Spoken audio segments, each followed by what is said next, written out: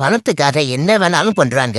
நியூஸ பாருங்களேன். கடலூர் மாவட்டம் விருத்தாசலம் அடுத்த குப்பநத்தம் கிராமத்தைச் சேர்ந்தவர் முருகவேல் வீட்டிலிருந்து ஆட்டோவில் அழைத்து பள்ளியில் விட சென்றுள்ளார். அப்போது குழந்தை தந்தைக்கு ஆசையாக முத்தம் கொடுத்துள்ளது. முருகவேல் சாலையின் ஓரம் மண் முட்டு இருப்பதை கவனிக்காமல் அந்த மண் முட்டின் மீது ஆட்டோ ஏறி நிலை தடுமாறியது. சாலையின் ஓரம் மண் முட்டு இருப்பதை கவனிக்காமல்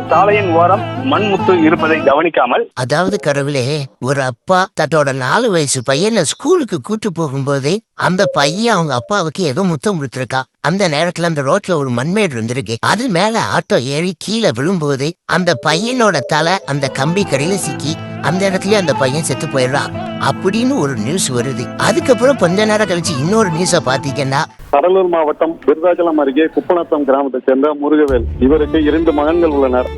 தனது ஊரில் இருந்து பள்ளிக்கு தனது ஆட்டோவில் அழைத்து கொண்டு செல்லும் போது திடீரென நாய் குறுக்கே வந்ததாக கூறப்படுகிறது.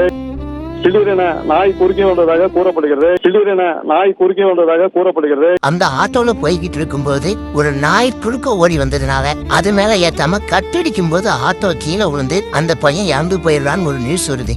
கடவுளே, இதுல எதை நம்ப முடியும்? கேட்டா பையன் கூட முத்து கொஞ்சிக்கிட்டு போகும்போது அப்படி கீழே விழுந்திருந்தா இன்சூரன்ஸ்ல பணம் கிடைக்காது, அதே நாய் குறுக்க வந்ததுன்னு சொன்னா இன்சூரன்ஸ்ல பணம் கிடைக்கும் அப்படிலாம் சொல்றாங்க. கடவுளே, தேவையில்லாம எங்க மேல அபாண்டமான பழி போடுறாங்களோன்னு எங்களுக்கு சந்தேகமா இருக்கு கடவுளே.